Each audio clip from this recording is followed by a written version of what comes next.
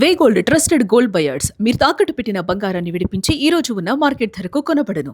Road మీద వాహనాలు పెరిగితే ట్రాఫిక్ జామ్ అవుతుంది. బట్ ఇప్పుడు మన తలపైన ఉన్న ఆకాశంలో కూడా సరిగ్గా ఇదే పరిస్థితి నెలకొంది. అంతరిక్షం ఇప్పుడు ఒక ఖాళీ ప్రదేశం కాదు, అదొక రద్దీగా ఉండే ఒక బిజీ హైవేలా మారిపోయింది. వేల సంఖ్యలో ఉపగ్రహాలు, అంతరిక్ష శిథిలాలు నిరంతరం భూమి చుట్టూ తిరుగుతూ ఉండడంతో భారతీయ అంతరిక్ష ఆస్తులకు పెను ముప్పే పొంచుంది. తాజాగా విడుదలైన Indian space situational assessment report 2025 ప్రకారం మనం చూస్తే గడిచిన ఏడాది కాలంలో భారత ఉపగ్రహాలకు ఏకంగా 1.6 లక్షల ప్రమాద హెచ్చరికలు అందాయంటే పరిస్థితి ఎంత తీవ్రంగా ఉందో మనం అర్థం చేసుకోవచ్చు. ఇక్కడ అమెరికాకు చెందిన స్పేస్ కమాండ్ ద్వారా అందిన ఈ హెచ్చరికలు మన దేశపు ఉపగ్రహాలకు ఇతర వస్తువులు అత్యంత సమీపంగా వస్తున్నాయని హెచ్చరించాయి. అసలు అంతరిక్షంలో ఏం జరుగుతోంది, మన ఇస్రో వీటిని ఎలా ఎదుర్కొంటోంది? రోడ్ల మీద ట్రాఫిక్ కంట్రోల్ చేయడానికి సిగ్నల్స్ ఉంటాయి, పోలీసులు ఉంటారు. కానీ వేల కిలోమీటర్ల వేగంతో ప్రయాణించే ఉపగ్రహాల విషయంలో ఏ మాత్రం అజాగ్రత్తగా ఉన్నా భారీ మూల్యం చెల్లించుకోవాల్సి ఉంటుంది. ఇప్పుడు అంతరిక్షంలో ట్రాఫిక్ పెరగడం కాస్త గుబులు రేపుతోంది. ముఖ్యంగా భారత్ ఉపగ్రహాలకు ముప్పు ఉండటం మరింత కలవరపెడుతోంది. అయితే ఈ సవాల్ను ఎదుర్కొనేందుకు ఇస్రో అస్త్రాలను సిద్ధం చేస్తోంది.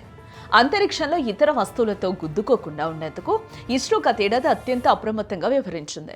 మన ఆస్తులను కాపాడుకునేందుకు 18 సార్లు కొలిజన్ అవాయిడెన్స్ మెనూవర్స్ చేపట్టింది. అంటే ఏదైనా వస్తువు ఢీకొనే ప్రమాదం ఉందని తెలిసిన వెంటనే భూమి నుంచి రిమోట్ కంట్రోల్ ద్వారా ఆ ఉపగ్రహం కక్షను కొద్దిగా మార్చడం అన్నమాట. అంటే కక్షను మార్చడం ద్వారా ప్రమాదాన్ని తప్పించారన్నమాట.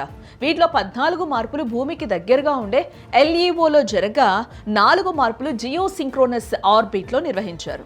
చివరకు చంద్రుడి చుట్టూ తిరుగుతున్న చంద్రయాన్-2 ఆర్బిటర్ను కూడా ప్రమాదాల నుంచి తప్పించేందుకు 2 సార్లు దాని మార్గాన్ని మార్చాల్సి వచ్చిందంటే పరిస్థితి ఎంత ఆందోళనకరంగా ఉందో ఇక్కడ మనం అర్థం చేసుకోవచ్చు. ప్రస్తుతం ప్రపంచవ్యాప్తంగా ఉపగ్రహాల గుంపులు పెరిగిపోతున్నాయి.